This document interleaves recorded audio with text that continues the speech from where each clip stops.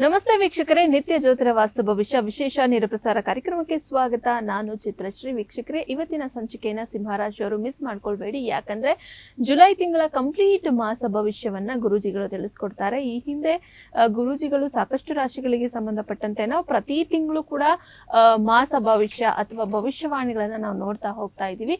ಹಾಗೆ ಇವತ್ತಿನ ಸಂಚಿಕೆಯಲ್ಲಿ ಸಿಂಹರಾಶಿಯವರಿಗೆ ಜುಲೈ ತಿಂಗಳು ಏನೇನೆಲ್ಲ ತಂದು ಕೊಡುತ್ತೆ ನೋಡೋಣ. ಮೊದಲನೇದಾಗಿ ಗುರೂಜಿಗಳನ್ನ ಕಾರ್ಯಕ್ರಮಕ್ಕೆ ಸ್ವಾಗತಿಸ್ತಾ ಇದ್ದೀನಿ. ಖ್ಯಾತ ಜ್ಯೋತಿಷಿಗಳು, ಖ್ಯಾತ ಸಂಖ್ಯಾಶಾಸ್ತ್ರಜ್ಞರು ಮತ್ತು ಪಂಚಭೂತ ವಾಸ್ತು ತಜ್ಞರಾದ ಶ್ರೀ ಮಂಜುನಾಥ್ ಗುರೂಜಿಗಳು. ಗುರುಜಿ ನಮಸ್ತೆ, ಕಾರ್ಯಕ್ರಮಕ್ಕೆ ಸ್ವಾಗತ. ಓಂ ಆದಿತ್ಯಾಯ ವಿದ್ಮಹೇ ದೀವಾಕಾರಾಯ ಧೀಮಹಿ ತನ್ನೋ ಸೂರ್ಯ ಪ್ರಚೋದಯಾತ್. ಗುರುಜಿ, ಮೊದಲನೇದಾಗಿ ಸಿಂಹರಾಶಿ ವಿಚಾರಕ್ಕೆ ಸಂಬಂಧಪಟ್ಟಂತೆ ಜುಲೈ ತಿಂಗಳಿನಲ್ಲಿ ನವಗ್ರಹದ ಗೋಚರ ಯಾವ ರೀತಿಯಾಗಿ ಆಗ್ತಾ ಇದೆ, ಅದರ ಒಂದು ಆಧಾರದ ಮೇಲೆ ರಾಶಿಫಲ ಏನಿದೆ, ಪ್ರಮುಖವಾಗಿ ಆಚರಣೆಗಳ ಭಾಗವಾಗಿ ಸಿಂಹರಾಶಿಯವರು ಏನ್ ಮಾಡ್ಬೇಕು? ನೋಡಿ, ಪ್ರತಿಯೊಂದು ರಾಶಿಯ ಗೋಚಾರದಲ್ಲಿ ದೊಡ್ಡ ಗ್ರಹಗಳ ಗೋಚಾರ ಮಾಸಿಕ ಫಲದಲ್ಲಿ ಮೊದಲನೇದಾಗಿ ನಾವು ಪರಿಗಣಿಸ್ತೇವೆ. ಗುರು ಭಗವಾನರು ಪ್ರಸ್ತುತ ಸಿಂಹರಾಶಿಯವರಿಗೆ ಅಷ್ಟೊಂದು ಗುರುಬಲ ಇಲ್ದಿರೋ ವ್ಯಯಭಾವದಲ್ಲಿ ಜೂನ್ ತಿಂಗಳಲ್ಲಿ ಹೇಗಿತ್ತು ಜುಲೈಯಲ್ಲೂ ಹಾಗೆ ಮುಂದುವರಿತಾರೆ. ಸ್ವಲ್ಪ 12ನೇ ಮನೆ ಫಲಗಳು ಬರ್ತಾ ಇರೋವಂಥದ್ದು. ಮತ್ತು ಇಲ್ಲಿ ತುಂಬ ವಿಶೇಷವಾಗಿ ಅಷ್ಟಮ ಶನಿ ಏನು ನಡೀತಿದೆ ಸಿಂಹರಾಶಿಯವರಿಗೆ, ಈ ಒಂದು ಜೂನ್ ತಿಂಗಳಲ್ಲಿ ಏನಿತ್ತು ಜುಲೈ ತಿಂಗಳಲ್ಲೂ ಕೂಡ ಅಷ್ಟಮ ಶನಿ ಮುಂದುವರಿಯುತ್ತೆ. ಆದರೆ ವಿಶೇಷವಾಗಿ ಜುಲೈ 27ನೇ ತಾರೀಕು ಶನೇಶ್ವರ ಭಗವಾನರು ವಕ್ರಿಯಾಗಿ ಸಪ್ತಮ ಸ್ಥಾನದ ಮೇಲೆ ಒಂದು ದೃಷ್ಟಿ ಬರೋದ್ರಿಂದ ಆ ಒಂದು ಅಷ್ಟಮ ಶನಿಯ ಪ್ರಭಾವ ಕೂಡ ತಗ್ಗುತ್ತೆ. ಮತ್ತು ಇನ್ನು ರಾಶಿಯಿಂದ ವಿಶೇಷವಾಗಿ ತೃತೀಯ ಮತ್ತು ದಶಮಾಧಿಪತಿಯಾದ ಶುಕ್ರ ಗ್ರಹರು ಜುಲೈ 4ನೇ ತಾರೀಕಿನಂದು ರಾಶಿಯಲ್ಲೇ ಬರುವಂಥದ್ದು, ನಿಮ್ಮ ಸಿಂಹ ರಾಶಿಯಲ್ಲೇ ಬರುವಂಥದ್ದು ಗೋಚರ ಆಗುತ್ತೆ. ಮತ್ತು 7ನೇ ತಾರೀಕು ವಿಶೇಷವಾಗಿ ನಿಮಗೆ ದ್ವಿತೀಯಾಧಿಪತಿ ಮತ್ತು ಲಾಭಾಧಿಪತಿಯಾದ ಒಂದು ಬುಧ ಗ್ರಹರು ಕೂಡ ಇಲ್ಲಿ ಜುಲೈ 7ನೇ ತಾರೀಕು ಸ್ವಂತ ಮನೆಗೆ ಲಾಭ ಸ್ಥಾನಕ್ಕೆ ವಕ್ರಿಯಾಗಿ ಬರುವಂಥದ್ದು ವಿಶೇಷ. ಮತ್ತು 17ನೇ ತಾರೀಕು ನಿಮ್ಮ ರಾಶಿಯ ರಾಶಾಧಿಪತಿಯಾದ ರವಿ ಗ್ರಹರು ಕೂಡ ಲಾಭಸ್ಥಾನದಿಂದ ವ್ಯಯಭಾವಕ್ಕೆ, ಅದು ಕೂಡ ಮಿತ್ರನ ಮನೆಗೆ ಬರುವಂಥದ್ದು ಜುಲೈ 17ನೇ ತಾರೀಕು ನಂತರ ಈ ಒಂದು ಗೋಚರ ಜರುಗುವಂಥದ್ದು. ಉಳಿದಂತೆ ಯಥಾವತ್ತಾಗಿ ಮಂಗಳ ರಾಹು ಕೇತು ಕಳೆದ ತಿಂಗಳಲ್ಲಿ ಜೂನ್ ತಿಂಗಳಲ್ಲಿ ಹೇಗಿತ್ತೋ ಅದು ಹಾಗೆ ಮುಂದುವರಿಯುತ್ತೆ ಒಂದು ಸಿಂಹ ರಾಶಿಯವರಿಗೆ ಈ ತಿಂಗಳದ ಗೋಚಾರದಲ್ಲಿ. ಇನ್ನು ಗೋಚಾರದ ಫಲ ಈ ರೀತಿ ಆದರೆ ಒಂದು ವಿಶೇಷ ಆಚರಣೆ ಭಾಗವಾಗಿ ಕೇಳಿದ್ರೆ ಸಿಂಹರಾಶಿಯವರಿಗೆ 10ನೇ ತಾರೀಕು ಬುಧ ಜಯಂತಿ. ವಿಶೇಷವಾಗಿ ಬುಧ ಅಂತಂದರೆ ಶ್ರೀ ಮಹಾವಿಷ್ಣು ಅಂತ ಹೇಳ್ತೀವಿ, ವೆಂಕಟೇಶ್ವರ ಅಂತ ಹೇಳ್ತೀವಿ. ಬುಧ ವ್ಯಾಪಾರ ಕಾರಕ, ಬುಧ ಬುದ್ಧಿಗೆ ಕಾರಕ ಇರುವುದರಿಂದ ವಿದ್ಯಾರ್ಥಿಗಳಾಗಿರ್ಬೋದು, ವ್ಯಾಪಾರಸ್ಥರಾಗಿರ್ಬೋದು ಈ ಒಂದು ಬುಧ ಜಯಂತಿಯ ವಿಶೇಷ ಅಂಗವಾಗಿ ಆಚರಣೆ ಭಾಗವಾಗಿ ಒಂದು ಬುಧನ ಒಂದು ಆಚರಣೆ ಒಂದು ವಿಶೇಷವಾಗಿ ಮಾಡ್ಕೋಬೋದು ಅವತ್ತು. ಅಂದರೆ ಬುಧನ ಆರಾಧನೆ ಮಾಡುವುದರಿಂದ ತುಂಬ ಒಳ್ಳೆಯ ಅನುಕೂಲ ಆಗುವಂಥದ್ದು. 17ನೇ ತಾರೀಕು ಉತ್ತರಾಯಣದಿಂದ ದಕ್ಷಿಣಾಯಣ ಪುಣ್ಯಕಾಲ ಪ್ರಾರಂಭವಾಗುವಂಥದ್ದು, ಅದು ಕೂಡ ನಿಮ್ಮ ರಾಷ್ಟ್ರಾಧಿಪತಿಯ ಗೋಚರದಿಂದ. ಸೊ ಇದು ಒಂದು ಏನಾಗುತ್ತೆ, ಸೂರ್ಯನ ಗೋಚಾರದಿಂದ ಆಗುವಂಥದ್ದು ದಕ್ಷಿಣಾಯಣ ಪುಣ್ಯಕಾಲ ಪ್ರಾರಂಭದ ಹಂತವಾಗಿ ಇದು ಮಾಡ್ಬೋದು. ಮತ್ತು ಮುಂದುವರೆದ ಭಾಗವಾಗಿ ವಿಶೇಷವಾಗಿ 29ನೇ ತಾರೀಕು ಗುರುಪೂರ್ಣಿಮೆ ಇರುವಂಥದ್ದು. ಗುರು ಭಗವಾನರು ಸಂತಾನಕ್ಕೆ ಕಾರಕನಾಗಿರುವುದರಿಂದ, ಸಂತಾನ ಧನಕಾರಕನಾಗಿರುವುದರಿಂದ ತುಂಬ ಒಳ್ಳೆಯದು ಗುರುಪೂರ್ಣಿಮಾ ಅಂತ ಹೇಳ್ತೀವಿ. ಸೊ ಇದಕ್ಕೆ ಸಂಬಂಧಪಟ್ಟ ಹಾಗೆ ಒಂದು ವಿಶೇಷದ ಒಂದು ಫಲಗಳಂತ ನೋಡ್ತೀವಿ. ಯಾರ್ಯಾರು ಒಂದು ಗುರುವಿನ ನಿಮ್ಮ ಜಾತಕದಲ್ಲಿ ಗುರು ಸ್ವಲ್ಪ ನೀಚವಾಗಿದ್ದರೆ, ಗುರುವಿನ ಅನುಗ್ರಹ ಕಡಿಮೆ ಇದ್ದರೆ, ಗುರು ಪೂರ್ಣಿಮೆಯಂದು ಗುರು ದತ್ತಾತ್ರೇಯರ, ಗುರು ಸಾಯಿಬಾಬಾ ಅಥವಾ ಗುರು ರಾಘವೇಂದ್ರ ಸ್ವಾಮಿ ಆರಾಧನೆ ಮಾಡುವಂಥದ್ದು, ವಿಶೇಷ ಗುರುವಿನ ಅನುಗ್ರಹ ಲಭಿಸುವಂಥದ್ದು. ಈ ರೀತಿ ನವಗ್ರಹಗಳ ಗೋಚಾರ ಮತ್ತು ಆಚರಣೆ ಭಾಗವಾಗಿ ಸಿಂಹರಾಶಿಯವರು ಈ ಒಂದು ವಿಚಾರಗಳನ್ನು ಮಾಡ್ಕೋಬೋದಮ್ಮ.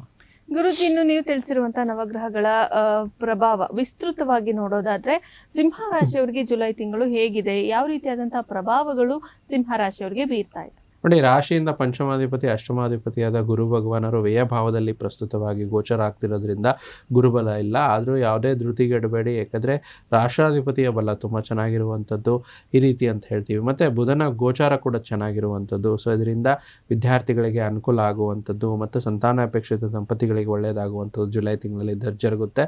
ಮತ್ತು ನಿಮ್ಮ ರಾಶಿಯವರು ಸಿಂಹರಾಶಿಯವರು ಪ್ರಯತ್ನ ಬಿಡದೆ ಫಲಗಳನ್ನು ಸ್ವಲ್ಪ ಹೆಚ್ಚು ಪ್ರಯತ್ನ ಪಟ್ಟರೆ ಒಳ್ಳೆಯ ಫಲಗಳನ್ನು ಪಡ್ಕೋಬೋದು.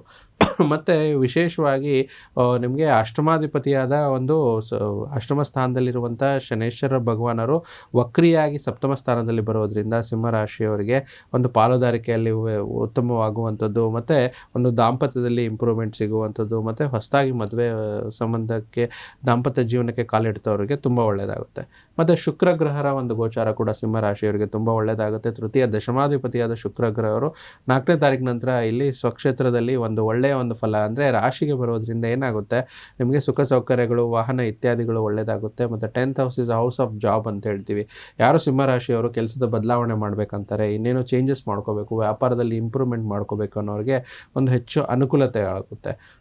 ಮತ್ತು ಬುಧ ಗ್ರಹ ನಿಮಗೆ ವ್ಯಯಸ್ಥಾನದಿಂದ ಲಾಭಸ್ಥಾನಕ್ಕೆ ಹೋಗುವಂಥದ್ದು. ಲಾಭಾಧಿಪತಿ ಲಾಭಸ್ಥಾನಕ್ಕೆ ಹೋಗೋದ್ರಿಂದ ಏನಾಗುತ್ತೆ, ಒಂದು ಮಿತ್ರರಿಂದ ಸಹಕಾರ ಸಿಗುವಂಥದ್ದು, ವ್ಯಾಪಾರ ವಹಿವಾಟುಗಳಲ್ಲಿ ಹೆಚ್ಚಿನ ಅನುಕೂಲತೆ ಆಗುವಂಥದ್ದು, ಕೆಲಸದಲ್ಲಿ ಇನ್ನೇನೋ ಒಂದು ಇನ್ಕ್ರಿಮೆಂಟ್ ಸಿಗುವಂಥದ್ದು, ಮತ್ತು ಸ್ನೇಹಿತರಿಂದ ಲಾಭ, ಬಂಧು ಬಾಂಧವರಿಂದ ಲಾಭ ಸಿಗುವಂಥ ಹೆಚ್ಚು ಅನುಕೂಲತೆಗಳು ಲಭಿಸುತ್ತೆ. ಮತ್ತು ದೂರ ದೇಶದ ಪ್ರಯಾಣ, ವಿದೇಶದ ಪ್ರಯಾಣ ಕೂಡ ಚೆನ್ನಾಗಾಗುತ್ತೆ. ಅದರಲ್ಲೂ ಬುಧ ಒಂದು ವ್ಯಾಪಾರಕ ಕಾರಕ ಆಗಿರುವಂಥದ್ದು, ಇಂಪೋರ್ಟ್ ಎಕ್ಸ್ಪೋರ್ಟ್ ಬಿಸ್ನೆಸ್ ಮಾಡ್ತಾ ಇರುವಂಥವರಿಗೆ ತುಂಬ ಒಳ್ಳೆಯ ಲಾಭದ ನಿರೀಕ್ಷೆ ಮಾಡ್ಬೋದು. ಮತ್ತು ನಿಮ್ಮ ರಾಷ್ಟ್ರಾಧಿಪತಿಯಾದ ಸೂರ್ಯ ಭಗವಾನರೇ ಈ ಒಂದು ಗೋಚಾರದಲ್ಲಿ ಲಾಭಸ್ಥಾನದಿಂದ ವ್ಯಯಸ್ಥಾನಕ್ಕೆ ಬಂದರೂ ಕೂಡ, ವ್ಯಯಸ್ಥಾನ ಅಂದರೆ ಅಯನ ಶಯನ ಭೋಗ ಅಂತ ಹೇಳ್ತೀವಿ. ಸೊ ಅಲ್ಲಿ ಹೆಚ್ಚು ಅನುಕೂಲತೆಗಳಾಗುತ್ತೆ. ಆದರೆ ಸ್ವಲ್ಪ ಸೂರ್ಯ ವ್ಯಯಭಾವದಲ್ಲಿ ಹೆಚ್ಚು ಖರ್ಚುಗಳನ್ನು ಕೊಡ್ತಾರೆ, ಮತ್ತು ಆರೋಗ್ಯದಲ್ಲಿ ಸ್ವಲ್ಪ ಏರುಪೇರುಗಳಾಗುವಂಥದ್ದು, ನಿಮ್ಮನ್ನು ನೀವು ಸ್ಟ್ರೆಸ್ ಔಟ್ ಮಾಡ್ಕೊತೀರಾ. ಇಮ್ಯೂನ್ ಸಿಸ್ಟಮ್ ಸ್ವಲ್ಪ ಈ ತಿಂಗಳಲ್ಲಿ ಸಿಂಹರಾಶಿಯವರಿಗೆ ಕಡಿಮೆ ಇರುತ್ತೆ. ಸೆಕೆಂಡ್ ಹಾಫಲ್ಲಿ ಅಂದರೆ ಜುಲೈ 17ರ ನಂತರ ಜರುಗುವಂಥದ್ದು. ಈ ರೀತಿ ವಿಸ್ತೃತವಾಗಿ ಸಿಂಹರಾಶಿಯವರಿಗೆ ಈ ಒಂದು ಜುಲೈಯಲ್ಲಿ ಗ್ರಹ ಗೋಚಾರದ ಪ್ರಭಾವ ಬೀರುವಂಥದ್ದು. ಗುರುಜಿ, ಇನ್ನು ಸಿಂಹ ರಾಶಿಯವರಿಗೆ ರಾಶಿಯ ರಾಷ್ಟ್ರಾಧಿಪತಿ ಗೋಚಾರ ಯಾವ ಸ್ಥಿತಿಯಲ್ಲಿ ಆಗ್ತಾ ಇದೆ, ಅದರ ಅನುಕೂಲತೆಗಳು, ಅದರ ಲಾಭವನ್ನ ಹೇಗೆ ಪಡೆದುಕೊಳ್ತಾ ಇದ್ದಾರೆ ಸಿಂಹ ರಾಶಿಯವರು? ನೋಡಿ, ರಾಶಿಯ ರಾಷ್ಟ್ರಾಧಿಪತಿಯ ಗೋಚಾರ ತಾವು ಕೇಳಿದಂಗೆ ಲಾಭಸ್ಥಾನದಿಂದ ವ್ಯಯಭಾವ. ಪ್ರಸ್ತುತ ಜುಲೈ 17 ತಾರೀಕುವರೆಗೂ, ಜುಲೈ 16ರವರೆಗೂ ಲಾಭಸ್ಥಾನದ ಸೂರ್ಯ ನಿಮಗೆ ತುಂಬ ಒಳ್ಳೆಯ ಅನುಕೂಲತೆಗಳು ಕೊಡ್ತಾರೆ. ಸರ್ಕಾರದಿಂದ ಲಾಭ, ಸರ್ಕಾರಿ ಉದ್ಯೋಗಗಳಿಗೆ ಲಾಭ, ಯಾರು ರಾಜಕೀಯ ಕ್ಷೇತ್ರದ ವ್ಯಕ್ತಿಗಳಿರ್ತಾರೋ ಅವ್ರಿಗೂ ತುಂಬ ಅನುಕೂಲತೆಗಳಿರುತ್ತೆ. ಮುಂದುವರೆದ ಭಾಗವಾಗಿ ಸ್ನೇಹಿತರಿಂದ, ಬಂಧು ಬಾಂಧವರಿಂದ, ಮಿತ್ರರಿಂದ ಸಹಾಯ ಸಿಗುತ್ತೆ. 17ನೇ ತಾರೀಕು ನಂತರ ವ್ಯಯಭಾವ, 12ನೇ ಮನೆಯಲ್ಲಿ ಸೂರ್ಯ ಭಗವಾನರು ಬರುವಂಥದ್ದು.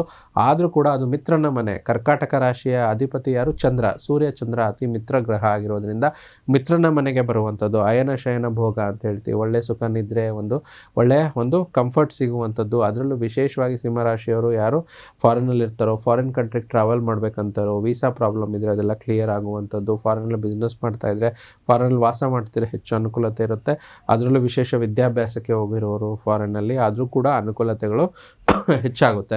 ಮತ್ತು ವ್ಯಕ್ತಿಗತವಾಗಿ ಯಾರಿಗೆ ಏನೇ ಒಂದು ಪ್ರಾಮಿಸ್ ಮಾಡ್ಕೋಬೇಡಿ, ಪ್ರಾಮಿಸ್ ಮಾಡಬೇಡಿ, ಅದರಿಂದ ಸ್ವಲ್ಪ ಸಮಸ್ಯೆ ಆಗುತ್ತೆ, ಎಲ್ಲೋ ಒಂದು ಕಡೆ ಸಿಕ್ಕಾಕ್ಕೊಳ್ಳುವಂಥದ್ದು ಅಂತ ಹೇಳ್ತೀವಿ. ಮತ್ತು ಅಷ್ಟಮ ಶನೀಶ್ವರರ ಪ್ರಭಾವ ತಗ್ಗುತ್ತೆ. ಯಾಕಂದರೆ 27ನೇ ತಾರೀಕು ನಂತರ ವಕ್ರ ಶನಿ ಸಪ್ತಮ ಸ್ಥಾನಕ್ಕೆ ದೃಷ್ಟಿ ಬರೋದ್ರಿಂದ ಅಷ್ಟಮ ಶನಿ ಪ್ರಭಾವ ತಗ್ಗಿ ಸಪ್ತಮಗೆ ಸಂಬಂಧಪಟ್ಟಂಥ ಎಲ್ಲ ಹೆಚ್ಚು ಅನುಕೂಲತೆಗಳು ಆಗುತ್ತೆ.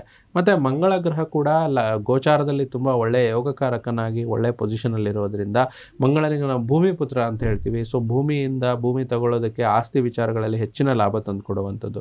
ಮತ್ತು ಗುರು ಭಗವಾನರು ಕೂಡ ವ್ಯಯಭಾವದಲ್ಲಿದ್ದರೂ ಕೂಡ ಸೂರ್ಯನೊಟ್ಟಿಗೆ 17ನೇ ತಾರೀಕು ಸೇರ್ಕೊಳ್ಳೋದ್ರಿಂದ ಗೌರ್ಮೆಂಟ್ ಕಡೆಯಿಂದ ಲಾಭ, ಗೌರ್ಮೆಂಟ್ ಕೆಲಸದ ವಿಚಾರವಾಗಿ, ಗೌರ್ಮೆಂಟ್ ಏನಾದ್ರು ಟೆಂಡರ್ ಇದ್ದರೆ, ಗೌರ್ಮೆಂಟ್ ಏಜೆನ್ಸಿ ಇದ್ದರೆ, NGO ಇದ್ದರೆ ತುಂಬ ಅನುಕೂಲ ಆಗುವಂಥದ್ದು.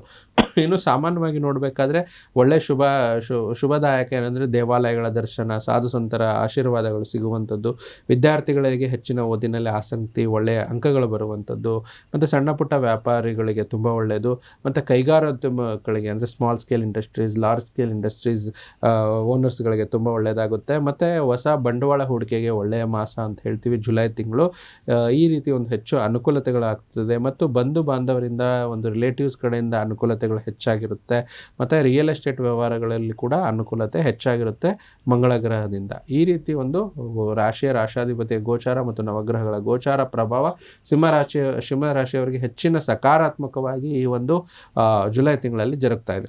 ಗುರುಜಿ, ಇನ್ನು ಸಿಂಹರಾಶಿಯಲ್ಲಿ ಬರ್ತಕ್ಕಂಥ ನಕ್ಷತ್ರಗಳೇನಿದ್ದಾವೆ, ನಕ್ಷತ್ರಗಳ ಫಲವಾಗಿ ಆಧಾರಿತವಾಗಿ ಎಷ್ಟು ಫಲಗಳಿದೆ, ಮತ್ತೆ ಪರಿಹಾರ ಭಾಗಕ್ಕೆ ಸಿಂಹರಾಶಿಯವರು ಜುಲೈ ತಿಂಗಳು ಮಾತ್ರ ಏನು ಪರಿಹಾರವನ್ನ ಮಾಡ್ಕೊಳ್ಬೇಕು?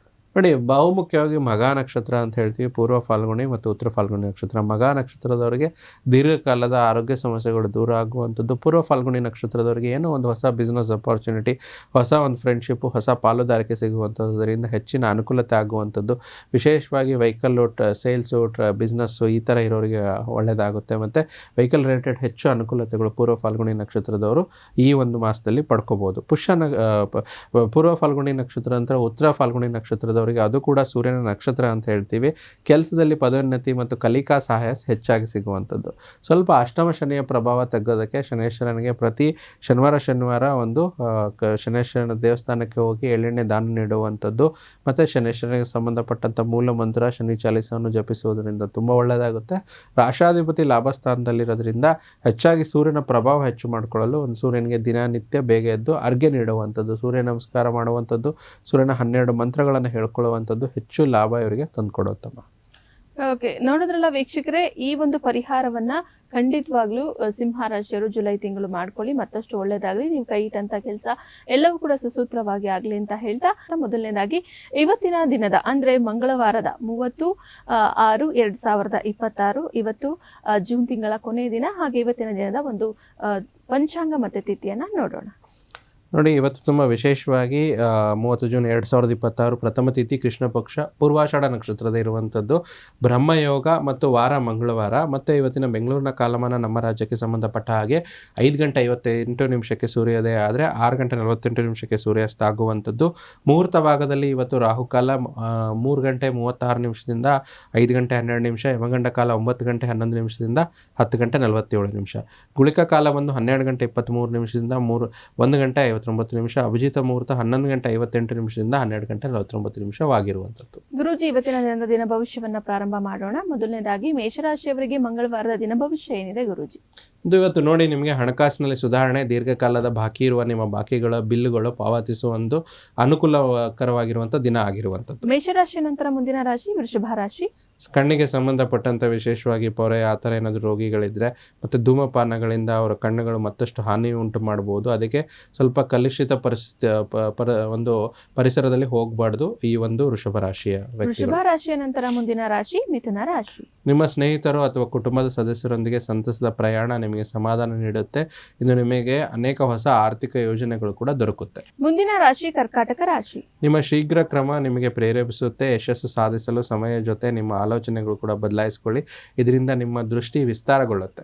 ಕರ್ಕಾಟಕ ರಾಶಿಯ ನಂತರ ಮುಂದಿನ ರಾಶಿ ಸಿಂಹ ರಾಶಿ. ಮದ್ಯಪಾನ ಮಾಡಿದ್ರೆ ನಿಮಗೆ ಸ್ವಲ್ಪ ನಿದ್ರೆಗೆ ಭಂಗ ತರುವಂಥದ್ದು, ಆಳವಾದ ವಿಶ್ರಾಂತಿ ತೆಗೆದುಕೊಳ್ಳುವುದು ಇವತ್ತು ನಿಮಗೆ ಉತ್ತಮವಾಗಿರುವಂಥದ್ದು. ಸಿಂಹ ರಾಶಿಯ ನಂತರ ಮುಂದಿನ ರಾಶಿ ಕನ್ಯಾ ರಾಶಿ. ನಿಮ್ಮ ಜೀವನ ಸಂಗಾತಿಯೊಂದಿಗೆ ಹಣದ ಯಾವುದೇ ವಿಷಯದ ಬಗ್ಗೆ ಇವತ್ತು ನೀವು ಚರ್ಚಿಸಿದಿರಿ, ಇಲ್ಲದ್ರೆ ಸ್ವಲ್ಪ ಕಿರಿಕಿರಿ ಆಗ್ಬೋದು. ಶಾಂತ ಸ್ವಭಾವ ನಿಮ್ಮನ್ನು ಇವತ್ತು ಎಲ್ಲವನ್ನು ಸರಿಗೊಳಿಸುತ್ತೆ. ಹಾಗೆ ಮುಂದಿನ ರಾಶಿಯ ತುಲಾ ರಾಶಿಯ ಬಗ್ಗೆ ನೋಡೋದಕ್ಕೂ ಮುಂಚೆ ಗುರುಜಿ, ನಮಗೆ ವಾಟ್ಸಪ್ ನಲ್ಲಿ ಬಂದಿರುವಂತಹ ಪ್ರಶ್ನೆಗಳು ಇದೆ, ತಗೊಂಡ್ಬಿಟ್ಟೋಣ. ಬಹಳಷ್ಟು ಪ್ರಶ್ನೆ ಬಂದಿದೆ ಗುರುಜಿ. ಆದ್ರೆ ಒಂದು ಸಂಚಿಕೆಯಲ್ಲಿ ನಾವು 2 ಪ್ರಶ್ನೆಗಳನ್ನೇ ಮಾತ್ರ ತೆಗೆದುಕೊಳ್ಳೋದಿಕ್ಕಾಗೋದು. ಆದ್ರೆ ವೀಕ್ಷಕರು ಹೇಳ್ತಾ ಇದ್ದಾರೆ ನಮ್ದು ಪ್ರಶ್ನೆ ತಗೊಳ್ಳಿ ಅಂತ ಹೇಳಿ. ಆದ್ರೆ ನಾವು ಒಂದು ಸಂಚಿಕೆಯಲ್ಲಿ 2 ಪ್ರಶ್ನೆಗಳನ್ನ ಮಾತ್ರ ತಗೊಳ್ತೀವಿ. ಆದ್ರೆ ನೀವು ಪ್ರತಿನಿತ್ಯ ನಮ್ಮ ಸಂಚಿಕೆಯನ್ನ ವೀಕ್ಷಿಸಿದ್ರೆ ಆ ಸಂಚಿಕೆಯಲ್ಲಿ ಖಂಡಿತವಾಗೂ ನಿಮ್ಮ ಪ್ರಶ್ನೆ ಬಂದಿರುತ್ತೆ. ಗುರುಜಿ, ಇವರು ತಮ್ಮ ಹೆಸರನ್ನ ಹೇಳ್ತಾ ಇದ್ದಾರೆ, ಸುರಭಿ. ಹಾಗೆ ಇವರ ಡೇಟ್ ಆಫ್ ಬರ್ತ್ ಬಂದು November 6, 1980. Okay. Date of time 12 ಗಂಟೆ PM ಗಳಲ್ಲಿ. ಓಕೆ. ಪ್ಲೇಸ್ ಆಫ್ ಬರ್ತ್ ಬಂದು ರಾಜಸ್ಥಾನ್ ಅಂತ ಹೇಳ್ತಾ ಇದ್ದಾರೆ. ಓಕೆ. ಸೊ ನೋಡಿ ಸುರಭಿ, ಇವರು ಹೆಲ್ತ್ ಇಶ್ಯೂಸ್ ಬಗ್ಗೆ ಕೇಳ್ತಾ ಇದ್ದಾರೆ. Health issues. ಓಕೆ. ಸೊ ಸುರಭಿಯವರು ಹುಟ್ಟಿದ್ದು ಗುರುವಾರ ಮತ್ತು ವಿಶೇಷವಾಗಿ ಇವರು ರಾಶಿ ನಕ್ಷತ್ರ ಬಂದು ಚಿತ್ತ ನಕ್ಷತ್ರ ತುಲಾ ರಾಶಿ ಅಂತ ಹೇಳ್ತೀವಿ. ಆರೋಗ್ಯ ಸಮಸ್ಯೆ, ಆರೋಗ್ಯಕ್ಕೆ ನೋಡಿ 6ನೇ ಮನೆ ಅಂತ ಹೇಳ್ತೀವಿ. 6ನೇ ಮನೆ ಅಧಿಪತಿ ಇಲ್ಲಿ ಇವರ ಜಾತಕದಲ್ಲಿ ಬುಧ, ಚಂದ್ರ ಮತ್ತು ಸೂರ್ಯನ ಒಟ್ಟಿಗೆ ಇರೋದ್ರಿಂದ ಒಂದು ಹೊಟ್ಟೆ ಸಂಬಂಧಿತವಾಗಿರುವಂಥದ್ದು. ಮತ್ತು ಅತಿಯಾದ ಯೋಚನೆ, ಚಂದ್ರ ಬಂದು ಭ್ರಮೆಕಾರಕ ಗ್ರಹ ಅಂತ ಹೇಳ್ತೀವಿ. ಅತಿಯಾದ ಯೋಚನೆಯಿಂದ ಕೂಡ ಸಮಸ್ಯೆ ಕೊಡುತ್ತೆ, ಹೊಟ್ಟೆಗೆ ಸಂಬಂಧಿತ ಸಮಸ್ಯೆಗಳನ್ನು ಕೊಡುತ್ತೆ. ಅದರಲ್ಲೂ ಕೂಡ ಇವರ ಮಹಾದಶಾಭುಕ್ತಿಗಳಲ್ಲೂ ಕೂಡ ಚಂದ್ರ ಅಂತರ್ದಶ ನಡೀತಾ ಇರೋದ್ರಿಂದ ಸಮಸ್ಯೆಗಳು ಹೆಚ್ಚಾಗುತ್ತೆ. ಈ ಜುಲೈ 2023 ನಡೀತಾ ಇದೆ. ಇಲ್ಲಿ ಮೊನ್ನೆ ಬರುವಂಥ ಈ ಮುಂಬರುವಂಥ ಜುಲೈಗೆ ಮುಗಿದ್ಬಿಡುತ್ತೆ. ಸೊ ಅಲ್ಲಿಂದ ಅವರಿಗೆ ಸೂರ್ಯ ಭುಕ್ತಿ ಬರೋದ್ರಿಂದ ಕಾನ್ಫಿಡೆಂಟ್ ಆಗಿರ್ತಾರೆ. ಸ್ವಲ್ಪ ಯೋಚನೆ ಮಾಡೋದನ್ನು ಬಿಡಬೇಕು. ಆದಷ್ಟು ಚಂದ್ರನಿಗೆ ಶಿವನ ಆರಾಧನೆ ಮಾಡುವಂಥದ್ದು ಒಳ್ಳೆಯದು. ಚಂದ್ರನ ಮೂಲ ಮಂತ್ರ ಓಂ ಸೋಮ ಸೋಮಾಯ ನಮಃ ಅಂತ ಜಪ ಮಾಡುವಂಥದ್ದು, ಅಥವಾ ಸ್ಫಟಿಕ ಶಿವಲಿಂಗವನ್ನು ಮನೇಲಿ ಇಟ್ಕೊಂಡು ಜಲಾರ್ಚನೆ ಮಾಡಿ ಪೂಜೆ ಮಾಡುವಂಥದ್ದು, ಈ ಎಲ್ಲ ಒಂದು ಪರಿಹಾರಗಳನ್ನು ಮಾಡಿಕೊಂಡ್ರೆ ಇವರಿಗೆ ತುಂಬ ಹೆಚ್ಚು ಅನುಕೂಲತೆಗಳಾಗುತ್ತೆ. ಸೊ ಇವತ್ತಿನ ಸಂಚಿಕೆಯನ್ನ ಸುರಭಿ ಅವರು ವೀಕ್ಷಿಸಿದ್ರೆ ಖಂಡಿತ ಇದನ್ನ ಮಾಡ್ಕೊಳ್ಳಿ, ಒಳ್ಳೇದಾಗ್ಲಿ. ಗುರುಜಿ, ಈಗ ನಾವು ದಿನ ಭವಿಷ್ಯವನ್ನ ಮುಂದುವರಿಸೋಣ. ಮುಂದಿನ ರಾಶಿ ತುಲಾ ರಾಶಿ. ತುಲಾ ರಾಶಿಯವರಿಗೆ ಸಂಬಂಧಪಟ್ಟಂಥದ್ದು, ಇವತ್ತು ಹೂಡಿಕೆಗಳು ಮಾಡಬಾರ್ದು. ಅಗತ್ಯವಿದ್ದರೆ ಸ್ನೇಹಿತರು ಮತ್ತು ನಿಮ್ಮ ನೆರವಿಗೆ ಬರ್ತಾರೆ. ಆದರೆ ಯಾವುದೇ ರೀತಿ ನಿಮ್ಮ ಒಂದು ಗುಪ್ತವಾದ ವಿಚಾರಗಳು ಹಂಚ್ಕೋಬೇಡಿ, ಇದರಿಂದ ಸಮಸ್ಯೆಗಳು ಎದುರಿಸ್ತೀರಾ. ತುಲಾ ರಾಶಿಯ ನಂತರ ಮುಂದಿನ ರಾಶಿ ವೃಶ್ಚಿಕ ರಾಶಿ. ಮನೋಬಲದ ನಿಮ್ಮ ಕೊರತೆ ನಿಮ್ಮ ಭಾವನಾತ್ಮಕ ಮತ್ತು ಮಾನಸಿಕ ವರ್ತನೆ ಬಲಿಪಶುವಾಗಿ ಮಾಡಬಹುದು. ವ್ಯಾಪಾರ ಸಾಲಕ್ಕಾಗಿ ನಿಮ್ಮ ಬಳಿ ಬರುವವನನ್ನು ನಿರ್ಲಕ್ಷಿಸಿ. ಧನು ರಾಶಿಯವರಿಗೆ ಇವತ್ತಿನ ದಿನ ಭವಿಷ್ಯ ಏನಿದೆ ನೋಡೋಣ. ಸಂಘರ್ಷವು ನಿಮ್ಮ ಅನಾರೋಗ್ಯವನ್ನು ಇನ್ನಷ್ಟು ಹಾಳು ಮಾಡಬಹುದು. ಇದನ್ನು ತಪ್ಪಿಸಿ ನಿಮ್ಮ ಖರ್ಚುಗಳನ್ನು ನಿಯಂತ್ರಣದಲ್ಲಿ ಇಟ್ಕೊಳ್ಳಿ.